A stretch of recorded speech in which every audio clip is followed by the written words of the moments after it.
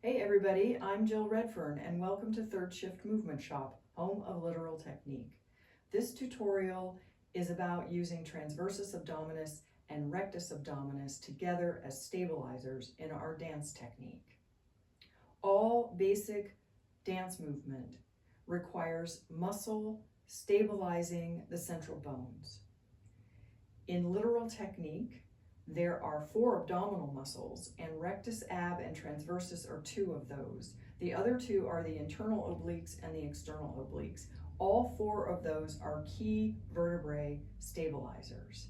So if we want to improve our technique, we need to know where these muscles are and how they work, and we also need to make sure that we're using them.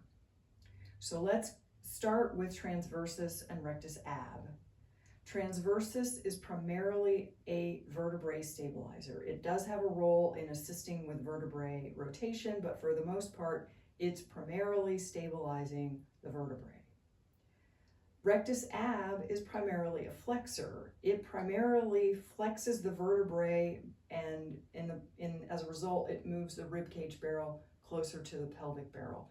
But it is also a stabilizer, so we're going to talk about these 2 muscles working together as stabilizers in our technique. I did a couple videos on the basic anatomy of transversus and rectus ab. If you haven't seen those, check those out. I will probably refer to the anatomy in this tutorial, but I'm not going to get into it in any detail. So, when we talk about muscle stabilizing bone, we mean that muscle supports neutral bone. In the case of transversus and rectus ab as stabilizers of the central bones, we're talking about stabilizing the 33 vertebrae. The 33 vertebrae neutral is its anatomical curves. So the muscle is going to support the bone in the anatomical curves. The bone comes first. The muscle has only a support role. If you contract muscle around bone that is misaligned, if you're not in your anatomical curves, you will weaken your technique. If you do that over and over again, you get a bad ingrained habit and a weakened technique. So what we want to do is make sure that, first of all, we know where these muscles are, what they do, and we want to shift our focus to the vertebrae in their anatomical curves. We're not going to focus on the muscle, we're going to focus on the vertebrae. So there's several things that need to happen when we use these 2 together as stabilizers. And I'm going to start us off by standing in rotated first and finding the anatomical curve of the 33 vertebrae. Know where your anatomical curves are. Remember, there are 3 places where alignment tends to break in the anatomical curves. The first is at the skull. The second is in the middle of the thoracic vertebrae. It'll pitch the rib cage up. And the third is at that lumbosacral joint. That joint needs to stay neutral. There can't be any flexion or extension in the joint when we're in our anatomical curves. So the first thing to do is find the anatomical curves. Secondly, contract transversus. Put your hands on the sides of your body and contract this muscle so that you can feel you've contracted it. Remember, when that happens, the aponeurosis is going to compress back toward the vertebrae, and you're going to feel particular contraction of the muscle between the belly button and the pelvic barrel.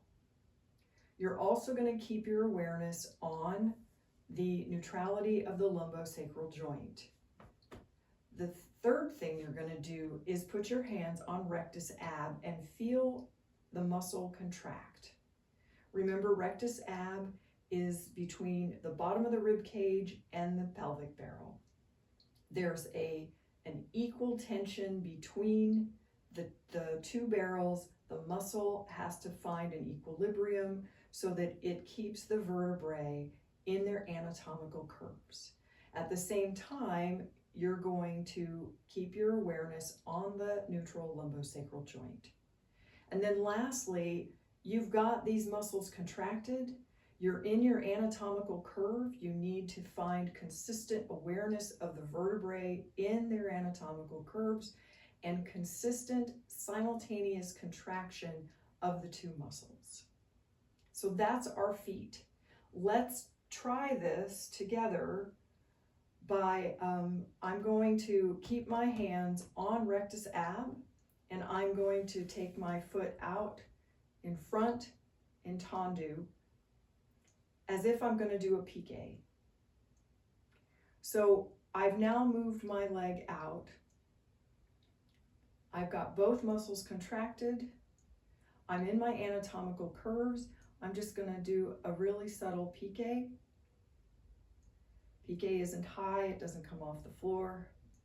And I want you to focus on the bones, the anatomical curve of the vertebrae. Are you neutral in the lumbosacral joint while you're doing this tiny little piqué? Bring the foot back, find the anatomical curves. Are the muscles contracted? Have you kept both muscles contracted? Are you neutral? Take the other leg out.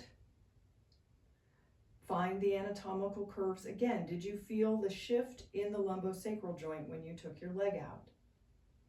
Tiny little piqué, contracted muscles, anatomical curve.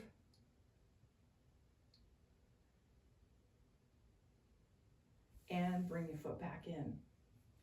So in your class this week, at every opportunity, feel the simultaneous contraction of these muscles. But focus on the vertebrae. The vertebrae are what need to be aligned and stabilized. The muscle is not the primary focus. My leg is not my primary focus. I need consistent simultaneous contraction at the anatomical curve. Bringing your leg out does not change the anatomical curves of the 33 vertebrae. Try that. Notice when you're falling, if you're falling in and out of contraction, maybe you've got one contracted and then dropping the other. Notice when that happens. What are your habits? Are you constantly correcting the flexion or extension at the lumbosacral joint? Think about all of those things. All of those things will help you figure out whether you're using those muscles at all, when you're using them, and when you're using them, what are your bones doing? Start at the bones. Notice the anatomical curve first, and then use the muscle. Okay, I'll see you next week.